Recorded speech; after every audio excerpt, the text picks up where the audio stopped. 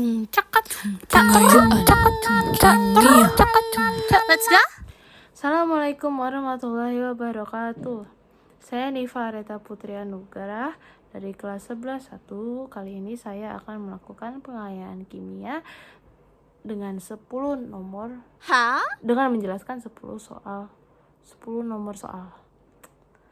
Lanjut. Soal pertama, yaitu pernyataan berikut yang benar mengenai larutan penyangga adalah seperti kita ketahui, larutan penyangga atau larutan buffer merupakan larutan yang mempertahankan pH agar tidak terjadi perubahan yang drastis karena penambahan asam dan basa atau pengenceran. Nah, larutan penyangga sendiri memiliki jenis-jenis yaitu asam atau basa lemah ditambah dengan garamnya, dan garamnya itu merupakan basa atau asam konjugasinya. Dari semua kelima jawaban ini yang paling mendekati yaitu kita telah satu-satu. Larutan yang dapat meningkatkan nilai pH udah pasti salah. Larutan yang bersifat asam yang dapat menstabilkan pH. Setahu saya yang menstabilkan pH itu tuh garam, bukan larutan buffer. Ya nggak sih Bu? Saya lupa. Cuma yang pasti ini salah. Larutan basa yang dapat mempertahankan nilai pH meskipun ditambah sedikit asam. Kurang tepat. Larutan yang terdiri dari asam basa lemah dan garamnya, asam basa konjugasi. Jadi jawabannya adalah yang A, B, C, D. Yang ini ya guys. Campuran 200 ml larutan NH4OH dengan konsentrasi 0,1 dan 200 ml 200 ml larutan NH42SO4 0,5 akan mempunyai pH dengan Kb NH4OH sama dengan 1 kali 10 minus 5. Oke. Kita coba tulis ya. Berarti diketahui NH4OH volumenya 200 ml, lalu molaritasnya atau konsentrasinya 0,1 M. Nih satuannya jangan lupa ya guys ya, atau ntar dikurangi poinnya sama Bu Shirley. Yes. Lalu garamnya NH42SO4 memiliki volume berapa itu? 200 ml dan molaritas atau konsentrasi 0,5 M. Yes. Nah, yang ditanyakan adalah pH-nya berapa sih? Oh ya, dengan Kb-nya KbNH4OH 1 kali 10 minus 5. Nah, karena di sini basa lemahnya karena di sini NH4OH merupakan basa lemah, jadi kita pakai rumus basa lemah, yaitu OH- sama dengan Kb dikali mol basa lemah per mol garam kali valensinya. Ini kayak volume, ini valensi garam. Nah, Kb-nya sendiri kita udah ketahui yaitu 1 kali 10 minus 5, lalu mol basa lemahnya belum ada nih. Nah, cara menentukan mol itu bisa didapat dari molaritas kali volume. Nah, di sini nih kan diketahui. Jadi tinggal kita masukin 200 kali 0,1 berapa? Yaitu 20. Jadi mol basa lemah yaitu 20, lalu mol garam 200 kali 0,5 yaitu 100.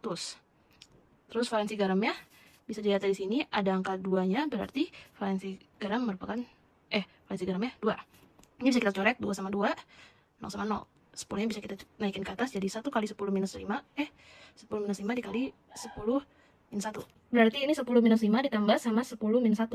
Jadi kalau misalkan pangkal itu ditambah, bukan dikali, walaupun ini dikali. Jadi konsentrasi OH-nya yaitu 1 kali 10 minus 6. Begitu. Lalu untuk nyari pH-nya, karena ini OH-, kita harus nyari pOH dulu. pOH itu rumusnya adalah min log OH-. Minus log OH-, kita masukin ini. Nah, pangkatnya kita taruh di depan yaitu 6 minus log 1. Nah, ini kalau misalkan log 1 kita anggap aja nggak ada. Nah, untuk nyari pH-nya sendiri, kita ada rumus yaitu 14 dikurang pOH. Yaitu 14 dikurang 6. 14 kurang 6 yaitu 8. Jadi, jawabannya adalah this one. Lanjutannya, larutan yang memiliki sifat penyangga adalah, nah di sini kita bisa lihat ada tabel-tabel nih. Dari ini tuh soal yang gampang banget, enggak sih? Cuman ya tergolong gampang lah. Kan diketahui kalau larutan penyangga itu dia mempertahankan pH, jadi jadi tidak terjadi perubahan yang drastis. Nah di sini kita bisa lihat dari yang netral saat ditambahkan asam basa yang mana yang paling gak berubah drastis. Coba kita review dari bawah ya guys ya, karena jawabannya sepertinya sudah terlihat. Di sini 4, di sini 1, di sini 12. Udah pasti itu drastis banget. Di sini 2, di sini 2. Ini enggak drastis nih. Cuma di sini 13. Wah, jauh ini. Nah, lanjut ketiga 4, 4. Udah deket ini. Nah, tapi di sini 12 berarti 3. Nah, di sini 2, 1, 13. Udah pasti net banget. Nah, di sini 4, 4, 4. Jadi jawabannya adalah Number one, A. Seperti itu. Mudah bukan? Yes, yes. Ke dalam 90 ml larutan NH4OH 0,1 dengan KB 1 kali, aduh blur. Aduh kayak mata saya nih. 1 kali 10 minus 5 ditambahkan 15 ml. pH larutan yang terbentuk adalah, yang dicari adalah pH. Yuk, kita di sini catat dulu apa yang diketahui. Yang diketahui yaitu NH4OH memiliki volume 90 ml. Lalu dengan konsentrasi 0,1 m. KB 1 kali 10 minus 5.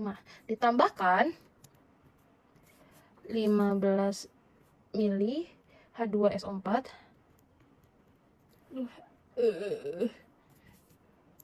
Volume berapa tadi? 15 mili. Dan konsentrasi 0,1 m. Yes. Aduh. Nah, kok melebar? Pegel. pH-nya berapa? Kita bikin dulu iniannya. Apa ini namanya? Saya lupa. Intinya yang kayak gini nih, yang NH4OH plus H2SO4 sama dengan NH4 itu basa ya. Berarti NH4 2SO4 terus plus nggak cukup ini tambah koefisien H2O di sini juga berarti di mana sih di sini ya. Begitu terus karena ini basa lemah dari sini asam kuat. Nah, asam kuat ini harus habis biar kita bisa menghitung larutan penyangganya. Kita masukin nih molnya.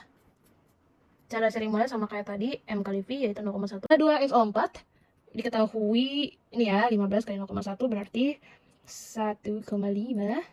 Berarti ini kan nggak ada. Oh iya lupa, this is MRS. Nah, cakep.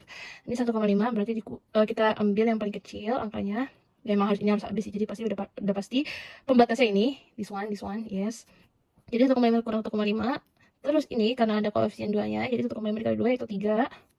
Ini plus 1,5, ini pun juga plus 1,5. Jadi 9 kurang 3 adalah 6. Ini habis, di sini 1,5. Nah, kita masuk deh ke rumusnya. Amin. Yaitu KB-nya, kita langsung masukin aja angka-angkanya. KB-nya 1 kali 10 minus 5 kali 6 per 1,5 kali valensi garamnya sini 2. Jadi ini 1,5 kali 2 itu 3, bisa dicoret, ini jadi 2, berarti 2 kali 10 minus 5. Ini lanjut di bawah sini. Nah, berarti tadi 1 kali 10 minus 5 dikali 6 per 3, ini bisa dicoret tadi ya, jadi 2, jadi 2 kali 10 minus 5. Ini adalah konsentrasi OH-nya. Terus kita masukin ke rumus POH. Langsung aja, berarti 5 min log 2. Untuk ke pH-nya yaitu 14 dikurang 5 min log 2. Berarti 14 kurang 5 itu 9. 9 min ketemu min plus log 2.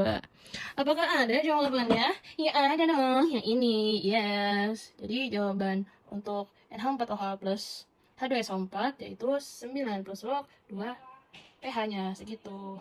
Hitungan lagi nih guys. Kok malah fokus ke pulpennya? Tahu kok pulpennya bagus. Sebanyak 50 mili sebanyak 50 mili NaOH 0,1 dicampurkan dengan 50 mili HCN 0,4 akan menghasilkan pH dan KaHCN-nya 1 kali 10 minus berapa tuh? 6 ya? Ini 6 ya? Emang agak kalau di layar nih buram kayak mata saya. Yuk kita lanjut. Diketahui NaOH adalah Fe-nya 50 mili dan M-nya sama dengan 0,1 M dicampurkan dengan HCN M 0,4 M dengan volume 50 mili. Nah, agak mirip, cuman bedanya ada di molaritasnya. Nah, oh ya, KA-nya juga. KA-nya yaitu 1 kali 10 minus 6. Karena di sini ada KA-nya, berarti udah pasti HCN ini adalah asam lemah. Begitu. Dengan gitu kita tetap harus bikin apa namanya MRS-nya, NaOH plus HCN, berarti NaCN plus H2O mengandung air ya mereka. Kita bikin MRS dulu, hampir lupa. Maaf ya Bu, nggak rapi.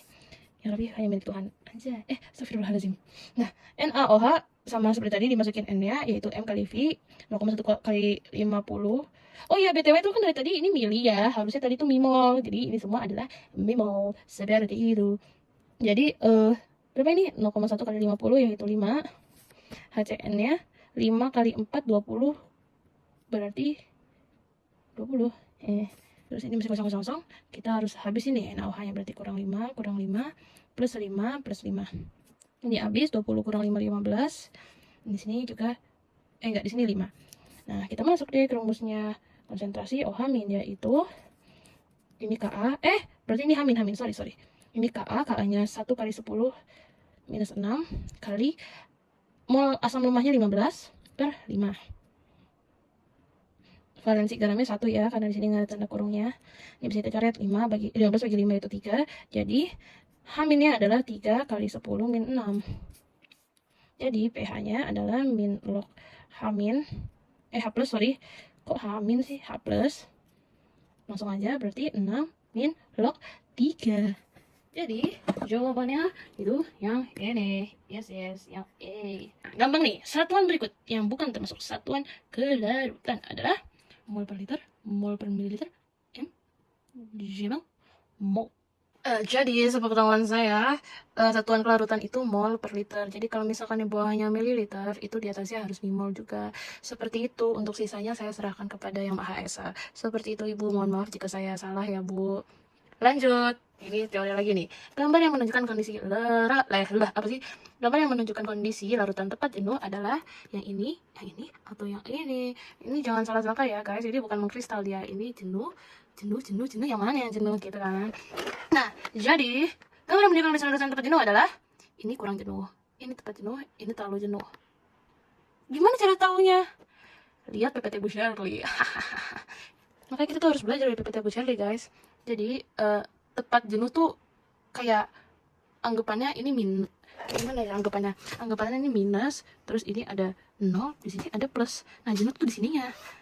Jadi dia nggak berlebih dan nggak berkurang juga. Jadi tepat 0 gitu loh, di tengah-tengah. Jadi jawabannya adalah B.